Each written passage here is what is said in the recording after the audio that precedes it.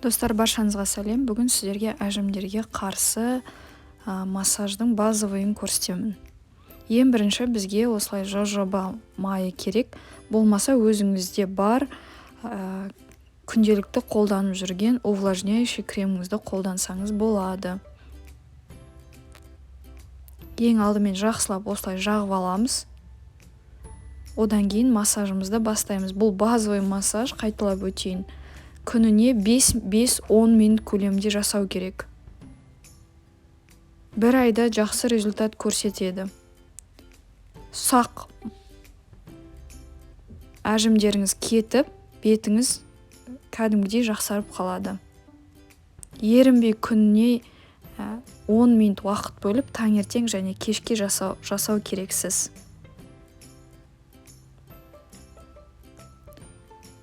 Одан бөлек, әжімнен бөлек отекті да кетіреді.